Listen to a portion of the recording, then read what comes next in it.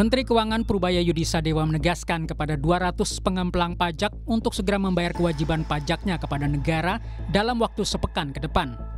200 wajib pajak ini merupakan pengemplang pajak dengan status hukum tetap atau inkrah. Total nilai pajak yang harus dibayar sangat besar, mencapai 60 triliun rupiah.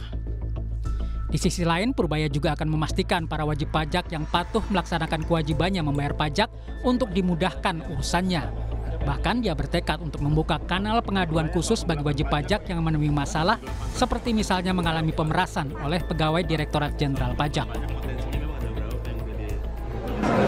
Seperti saya bilang kemarin, itu yang nggak bayar pajak aja ada 60 triliun kan, yang pembayar pajak besar, yang sudah inkrah.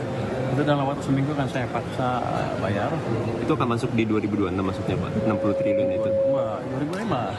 Masuk itu yang udah inkrah, udah ngutang pajak. Nanti 26 kita sisir lagi. Yang jelas gini, kita melakukan fair treatment.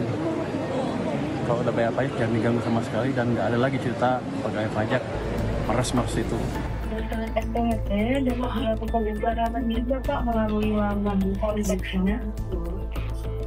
Menteri Keuangan juga melakukan pemeriksaan terhadap sistem kontak center Direktorat Jenderal Pajak, Kring Pajak.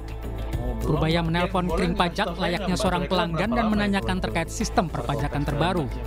Menkyu menyebut alasan sidaknya itu untuk merasakan langsung pelayanan DJP.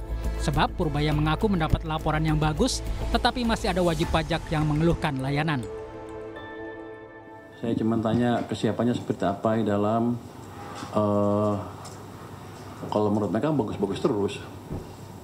Jadi mereka ngibulin saya juga kayaknya.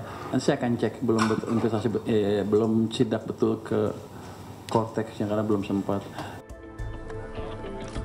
Sejumlah kasus korupsi menyeruak di Direktorat Jenderal Pajak dan melibatkan pejabat serta pegawainya. Salah satunya mantan pejabat Direktorat Jenderal Pajak Kementerian Keuangan, Rafael Alun Trisambodo, yang tetap divonis 14 tahun penjara dan denda 500 juta di tingkat banding.